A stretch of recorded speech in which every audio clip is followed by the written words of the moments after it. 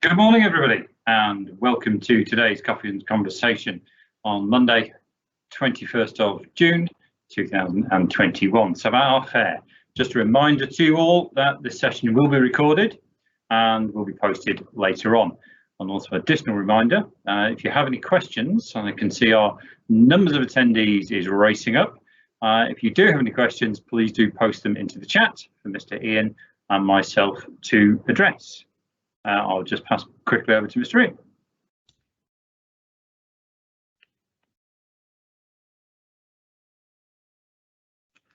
Thank you, Mr. John, and good morning, parents. I hope you're all safe and well. Sabah al khair, and thank you for all joining the penultimate Coffee and Conversation for this academic year, which has certainly been probably one of the most challenging academic years we've all experienced, and obviously looking forward to a very much well-deserved break with our families wherever we are going to be in the world. So let me update you on a few things from the secondary school, and then I'll hand back to Mr. John for the primary, and we'll talk about a few whole school things, of course, as well. So from a secondary point of view, the team have been working incredibly hard behind the scenes, the teachers, the heads of department, and of course our amazing examination officer, Miss Ivana, to make sure that all of the centre assessed grades, the school assessed grades, the teacher assessed grades have been submitted and uploaded to the relevant examination board portals successfully before the deadline of the 16th and 18th of June. So all of those examination grades that we've submitted are now with the exam boards. They will of course have their own quality assurance processes in place, and we look forward to obviously those results being published in the second week of August. We will be sharing with parents and students the arrangements for result day or results days, sorry, for international GCSEs and international A levels, and that will be a process where we speak with you and your children about the results that they receive and about the next steps with regards to their progression either into higher education or into the sixth form. So thank you to everybody who's supported with that. Additionally, all of the teachers have been working hard in creating the end of year reports for your children, and those will be published the week beginning Sunday the 4th of July on GEMS Connect, of course. So a detailed report, comprehensive report, including the end of year attainment and progress grades, as well as obviously the comments that the teachers write. And additionally, we're building in a student survey and a student response opportunity for their reports. So next week on Sunday, the students will be working on approximately a 12-question survey about this year. We always want their feedback, and more importantly, what their strengths are and the areas that they've individually decided that they need to improve next year. So a good opportunity that will be built into the report for this year. A massive thank you to everybody. Of course, this is a whole school one, to all the parents who completed the survey, the parent survey. We had an overwhelmingly positive response rate, incredibly high. So thank you for your time and effort with that. And we absolutely have read every single comment, and we're looking through all of the feedback that we receive and making the phone calls to parents to discuss these things further, to see how we can do things better and improve, but also to call parents and thanking them for the positive comments. And there was lots and lots of positive comments about our school this year, which we sincerely appreciate. So thank you to everyone who contributed to the GEMS parent survey. A few updates in terms of, or a few questions that were asked recently about the last day of school.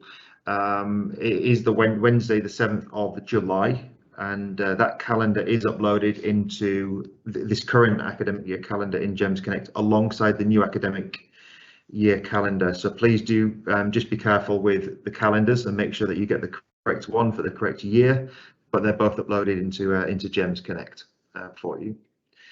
Some further secondary updates. So our year 13s, of course, our second group of year 13s are leaving the school this year, and we'll be celebrating their successes on Thursday this week in their Leavers Celebration Assembly. And as part of that, if any year 13 parents are joining us this morning, please can you encourage your children to sign up for the GEMS alumni app. It's a very, very important thing to do so that we can keep connected as they go on into higher education or the world of work, and so that they can keep in contact with one another across the GEMS network. It's a very powerful resource and something that we really want our students to sign up for and use. Today I will be interviewing, along with Miss Gurpreet and Miss Kelsey, 10 students who have applied for the head student or deputy head student for next year. So this is always a really exciting day for us, where we get to speak to some amazing student leaders, aspiring student leaders, and we will be able to share with the wider community our student leadership structure for next year prior to the academic year, which is going to be the first time we've been able to do that, so that we can hit the ground running when we return in September. And finally, just always the reminders. I've already mentioned about GEMS Connect. Please make sure you're checking all of the information on that portal. That is our central communication tool, alongside all of the things obviously that we post on our social media channels. Really important, obviously, as we continue to provide any updates that we get. We currently still are in the situation where we've not received anything from the authorities with regards to reopening.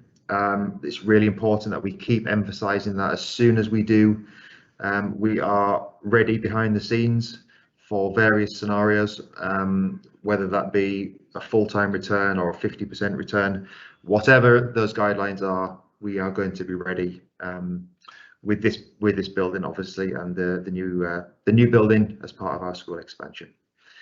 So I will now hand over to Mr. John for some primary updates.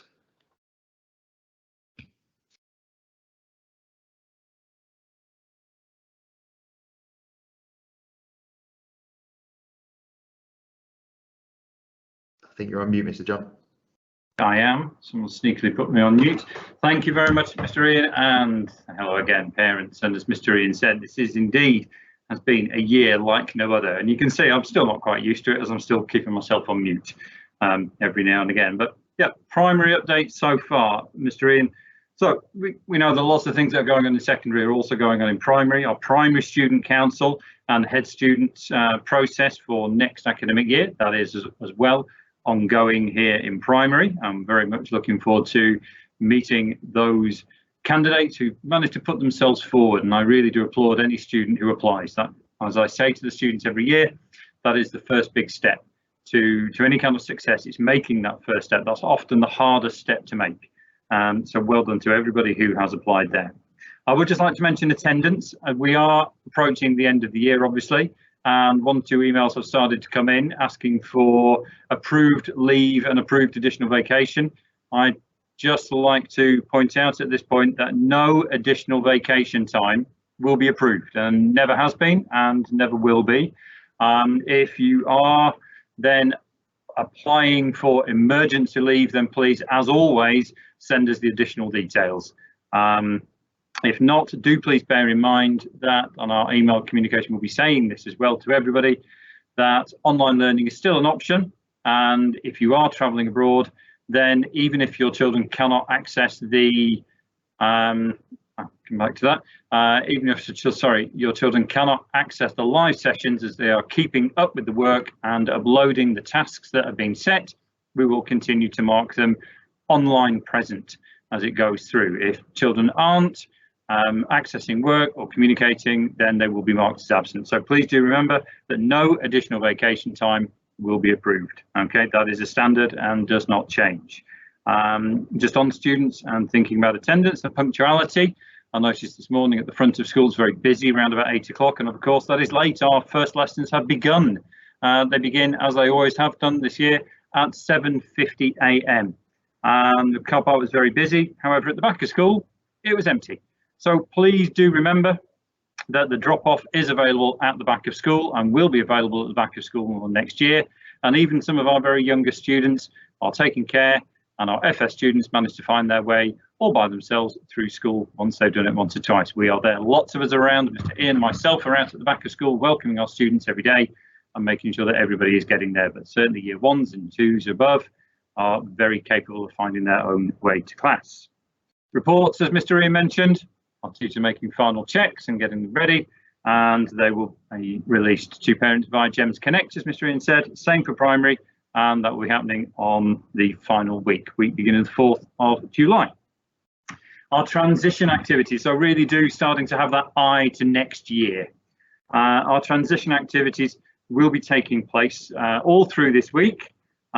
Students will be getting to know what will be happening in the following year and be very much involved, and more information will be coming out from Key Stage leaders and heads of year regarding that and the year groups. As information about the end of year celebrations, that will also be communicated by our Key Stage leaders.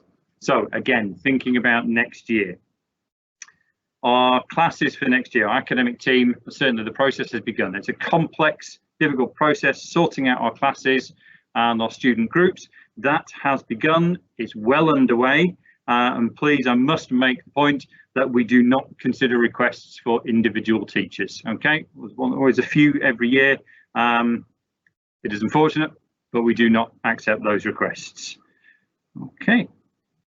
And just again, touch on, as Mr. Ian said, yes, we have all, I'm sure, seen the reports in the newspapers regarding schooling and what it will look like next year. But at this time, those are the same reports that we have seen as well. So we have only seen the same reports as yourselves that have hit the Gulf News and other publications. We are waiting the official confirmation and the formal confirmation from KHDA and other agencies as well, before we will then communicate any changes and what was happening. So unfortunately, as always, we continue to ask for your patience with that, and thank you very much, of course, for all your patience this year. It's very much appreciated. We have had a question that's come in, a question that we've addressed before in these sessions, but there's someone who is new to our session, so welcome. Thank you very much for joining us today. Can you give us any update about who is moving into the new building? Yes, well, at the moment, as we've said, the new building is getting ready. It's not ready for us. It looks ready on the outside, it's certainly not ready on the inside, but we are making those plans. On the ground floor of the new building will be our foundation stage 1 students. And on the upper floors, it will be years 9, 10, 11, 12 and 13. And I'm just going to check with Mr. Ian if you'd like to say anything else regarding that one, as most of those students will be secondary. Mr. Ian, over to you. Thank you, Mr. Jones. Yes, a very good question. We will be doing a comprehensive webinar to outline our reopening plans, particularly with reference to the new building. Obviously, what comes with a new building, with a new expansion, comes with lots and lots of logistical questions and challenges that we're currently working on. It is a fantastic new space. Mr. John and I have been touring the building and looking at how we're going to operate within the new building on several occasions now, taking our middle leaders, our subject leaders, our heads of year across, and really building that excitement, and we cannot wait to take the first group of students across there when permitted, before the end of this academic year, hopefully, so that they can see what is in store for them. But essentially, just to build on what Mr. John said, on the ground floor will be our FS1 children. On the first floor, we will have all of the year 9 form classrooms, and then on the second floor, all of our year 12 and 13, and on the third floor, our year 10 and 11. There will be opportunities during the academic year for our year 8s to go across to that building on a weekly basis, as we introduce new subjects such as design technology and food technology. So they will have a 1 lesson per week in those 2 subjects. And like I said, more information about this will come out very shortly, so that we can get everybody excited about this amazing new space that we've.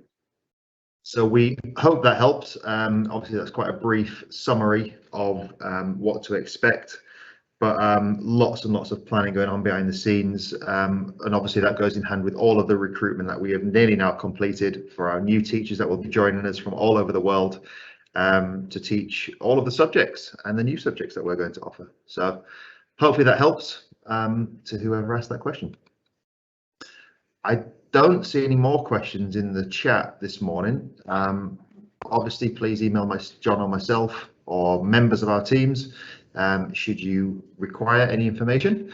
And I think on that note, we can close this morning's Coffee and Conversation, and we will look forward to welcoming you all for the very final one in the final week of the academic term, beginning Sunday, the 4th of July, so that we can provide you more information like we just said. So stay safe and well, you and your families, and we will see you shortly. Take care, everybody.